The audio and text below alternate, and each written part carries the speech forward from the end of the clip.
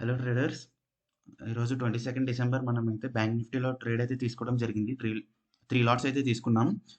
So మన ఛానల్ని ఎవరైనా సబ్స్క్రైబ్ చేయకపోతే సబ్స్క్రైబ్ చేసేసుకోండి. అండ్ మనం ఆర్డర్స్ వచ్చి 12:15కి బ్యాంక్ నిఫ్టీ పుట్ ఆర్డర్ అయితే తీసుకున్నాను. సో 3 లాట్స్ తీసుకున్నాను, 45 క్వాంటిటీ. అండ్ 360లో బై చేసాం. 415లో ఆర్డర్ అయితే ట్రిగ్గర్ అయిపోయింది. సో ఆల్మోస్ట్ మనకి 55 పాయింట్స్ అయితే క్యాప్చర్ అయింది. దట్ టు ఇన్ 4 minutes అనమాట. 12:15కి బై ఆర్డర్ అయితే తీసుకున్నాను అండ్ 12:19కి ఎగ్జిట్ అయిపోయాను. సో ఈ 4 minutesలో మనకి 2500 ప్రాఫిట్ అయితే వచ్చింది. సో ట్రేడ్ బిహైండ్ లాజిక్, అంటే లాజిక్ బిహైండ్ ట్రేడ్. ఈ ట్రేడ్ ఎందుకు తీసుకున్నాను, ఈరోజు మార్కెట్ కొంచెం కాంప్లికేటెడ్గా ఉంది, అయినా సరే 3 లాట్సే తీసుకున్నాను కదా, నో ప్రాబ్లం. సో మనం 12:15కి కదా ట్రేడ్ తీసుకున్నాం. సో 12:15కి ట్రేడ్ తీసుకున్నాం. 22nd ఇది బ్యాంక్ నిఫ్టీ గ్రాఫ్ ఇది. సో 12:15 అంటే ఈ క్యాండిల్లో మనం పుట్ ఆర్డర్ అయితే తీసుకున్నాం. యాక్చువల్లీ ఈరోజు నాకు డైరెక్షన్ కన్ఫర్మ్ లేదు, పైకి వెళ్తుందా కిందకి వస్తుందా అని. సో డైరెక్షన్ లెస్ మార్కెట్ అనమాట. ఈరోజు ట్రేడ్ తీసుకుందామా వద్దా అని చూశాను, కానీ ఆపర్చునిటీ అయితే వచ్చింది. చూడండి, మనకి ఇక్కడ నుండి సెల్లింగ్ అయితే వచ్చింది కదా. అండ్ 20th మార్కెట్ మనకి ఇక్కడ నుండి సెల్లింగ్ అయితే, షార్ప్ సెల్లింగ్ అయితే వచ్చింది. 20thలో మనకి ఇక్కడ నుండి షార్ప్ సెల్లింగ్ అయితే వచ్చింది, అంటే ఇక్కడ స్ట్రాంగ్ సెల్లర్స్ అయితే ఉన్నారు. అండ్ మనకి ఇక్కడ కూడా ఒక రేంజ్ అయితే ఫామ్ చేసింది. చూడండి, ఇక్కడ కూడా ఒక రేంజ్ అయితే ఫామ్ చేసింది. ఇక్కడ మనకి మెజారిటీ ఆఫ్ రిటైల్ ట్రేడర్స్ అందరూ కూడా రెడీగా ఉంటారనమాట. అంటే ఇక్కడ సెల్లింగ్ వచ్చింది కదా, సో ఈ రేంజ్ బ్రేక్అవుట్ ఇస్తే కాల్ ఆర్డర్ తీసుకుందాం. అండ్ ఆప్షన్ 1 అండ్ ఆప్షన్ 2 వచ్చి మనకి ఇక్కడ రేంజ్ అయితే ఫామ్ అయింది కదా. సో రేంజ్ బ్రేక్అవుట్ ట్రేడర్స్ అందరూ రెడీగా ఉంటారు. సో 2 types ఆఫ్ ట్రేడర్స్ ఉంటారు, ఇది బ్రేక్అవుట్ ఇస్తే తీసుకునే వాళ్ళు అండ్ ఈ రేంజ్ బ్రేక్అవుట్ ఇస్తే తీసుకునే వాళ్ళు. సో ఈ 2 బ్రేక్అవుట్స్ కూడా మనకి ఒకే క్యాండిల్లో వచ్చేసింది. 10:55 క్యాండిల్ చూసారు కదా, రేంజ్ బ్రేక్అవుట్ అండ్ ఈ రెసిస్టెన్స్ బ్రేక్అవుట్ కూడా మనకి గ్రీన్ క్యాండిల్ అయితే వచ్చేసింది. సో గ్రీన్ క్యాండిల్ ఈ 2 రెసిస్టెన్సెస్ బ్రేక్ చేయగానే గ్రీన్ క్యాండిల్లో కాల్ అయితే తీసుకుంటారు. కాల్ తీసుకుని కింద అయితే స్టాప్ లాస్ పెడతారు. ఇక్కడ గ్రీన్ క్యాండిల్ కింద కదా, ఈ బ్రేక్అవుట్ క్యాండిల్ కింద అయితే స్టాప్ లాస్ పెడతారు. ఓకే, ఈ రెడ్ లైన్ ఉంది కదా, ఆ ఏరియాలో స్టాప్ లాస్ పెడతారనమాట. నేనైతే ఇక్కడ ట్రేడ్ తీసుకోలేదు, ఎందుకంటే అది ఫేక్ బ్రేక్అవుట్ అని నాకు అనిపించింది. సో ఇది ఫేక్ బ్రేక్అవుట్ అని నాకు ఎలా తెలిసిందంటే, సో బ్రేక్అవుట్ క్యాండిల్ టైం చూడండి 10:55. అదే 10:55 నిఫ్టీ క్యాండిల్ చూడండి, నిఫ్టీ కూడా బ్రేక్అవుట్ ఇచ్చింది.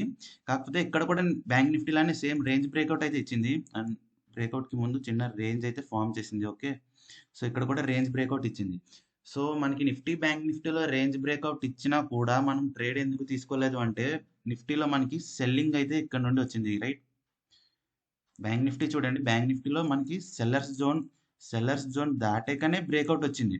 కానీ మనకి నిఫ్టీలో సెల్లింగ్ జోన్ క్రాస్ చేయలేదు, క్రాస్ చేయకుండా సెల్లింగ్ జోన్ అయితే ఇక్కడ ఉంది.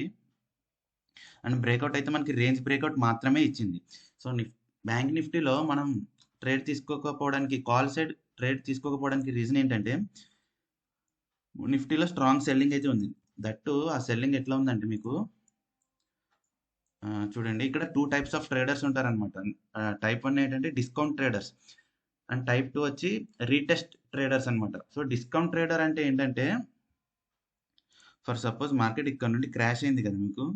సో ఇక్కడ మీరు ఒక 5 రూపీస్ ప్రీమియంలో కొన్నారు, 5 రూపీస్ ప్రీమియం ఉందనుకోండి ఇక్కడ, అండ్ ఇక్కడికి వచ్చేసరికి 10 రూపీస్ అవుతుంది కదా. ఫర్ ఎగ్జాంపుల్, ఇక్కడ మీకు పుట్ ఆప్షన్ 5 రూపీస్ ఉంటే ఇక్కడికి వచ్చేసరికి 10 రూపీస్ అవుతుంది. సో ఈ ట్రెండ్ ఉంది కదా, ఈ క్రాష్ అయింది కదా, ఈ ట్రెండ్ ఆల్మోస్ట్ 6 to 7 క్యాండిల్స్ ఉన్నాయి కదా. ఇక్కడ పుట్ బై చేయడం మిస్ అయిన వాళ్ళు, అంటే ఈ ట్రెండ్ క్యాప్చర్ చేయలేని వాళ్ళు ఏం చేస్తారంటే, ఇక్కడ 5 రూపీస్ ప్రీమియంలో మిస్ అయిన వాళ్ళు 10 రూపీస్ ప్రీమియం పెట్టి కొనరు. వాళ్ళు ఏం చేస్తారంటే ప్రీమియం డిస్కౌంట్ కోసం వెయిట్ చేస్తుంటారు అనమాట. సో అంటే ప్రీమియం డిస్కౌంట్ అంటే ఒక పుల్ బ్యాక్ అనమాట.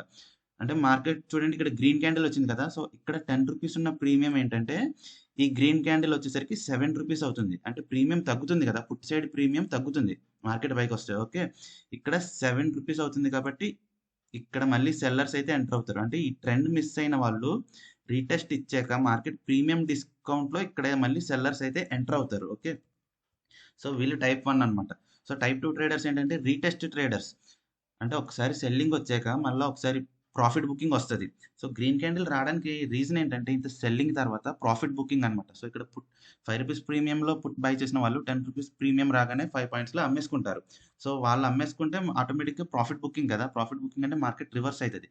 సో రివర్స్ అయ్యాక అంటే రీటెస్ట్ అంటారు. సో రీటెస్ట్ అయ్యాక కూడా మనకి ఎంటర్ అయ్యే ట్రేడర్స్ ఉంటారు.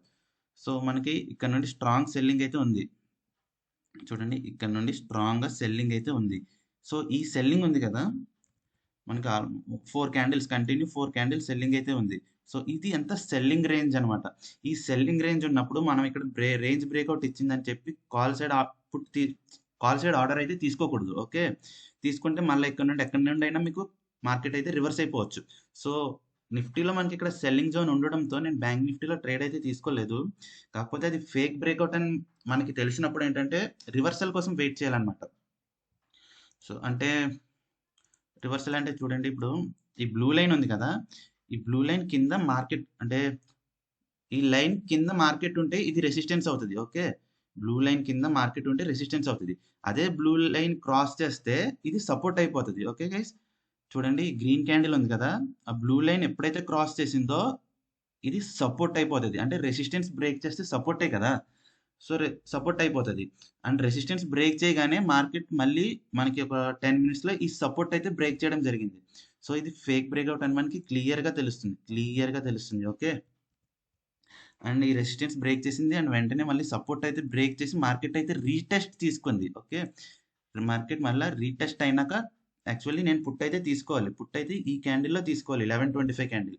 కానీ 1125 క్యాండిల్లో కూడా అంటే ఫేక్ బ్రేక్అవుట్ జరిగాక 1125 క్యాండిల్లో కూడా నేను ట్రేడ్ తీసుకోలేదు. ఎందుకంటే మనకి నిఫ్టీలో కన్ఫర్మేషన్ లేదనమాట. సో రేంజ్ ఉంది కదా, ఇది ఒక్క నిమిషం.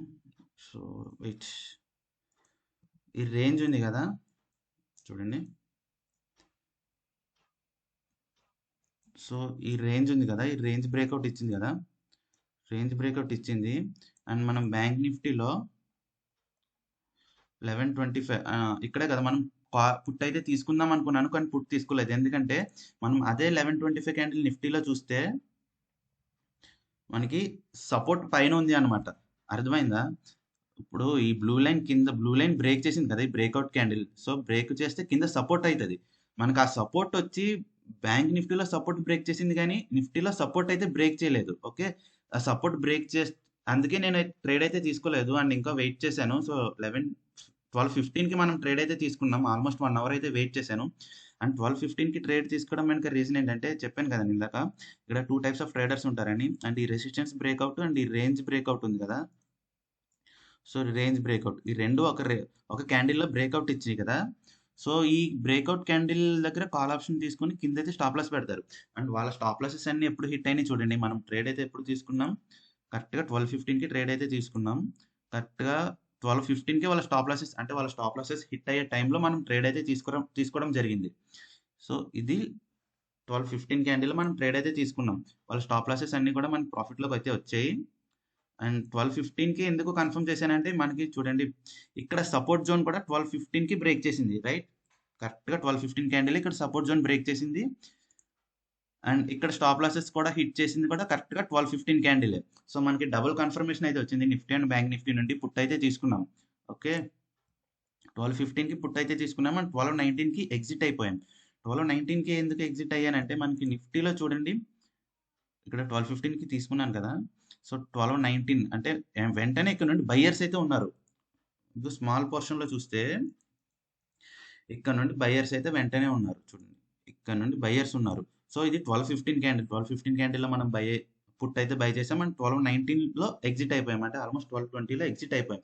ఎందుకు ఎగ్జిట్ అయిపోయామంటే ఇక్కడ నుండి బయ్యర్స్ ఉన్నారు. మళ్ళీ మార్కెట్ ఇక్కడ నుండి రివర్స్ అయ్యే ఛాన్స్ ఉంది. అందుకే మనం అయితే బ్యాంక్ నిఫ్టీలో, సో నిఫ్టీలో మనకి బయ్యర్స్ ఉండడంతో బ్యాంక్ నిఫ్టీలో మన ట్రేడ్ వచ్చి కొంచెం ఫాస్ట్గా ఎగ్జిట్ అయిపోయాం అనమాట.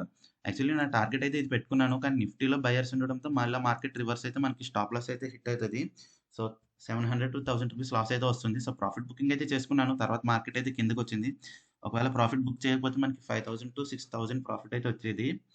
కానీ మనం వచ్చింది మ్యాక్సిమం స్టాప్ లాస్ టైట్గా పెట్టి ట్రైలింగ్ స్టాప్ లాస్లో తీసుకోవడం బెటర్. ఎందుకంటే మార్కెట్ రివర్స్ అయితే మనం లాస్లో అయితే బుక్ చేసుకోవాలి.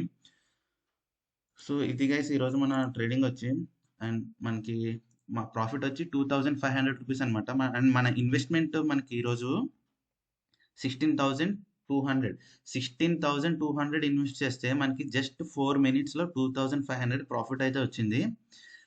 వీడియో నచ్చితే లైక్ చేయండి గైస్, సబ్స్క్రైబ్ చేసుకోండి, షేర్ చేయండి. జై హింద్.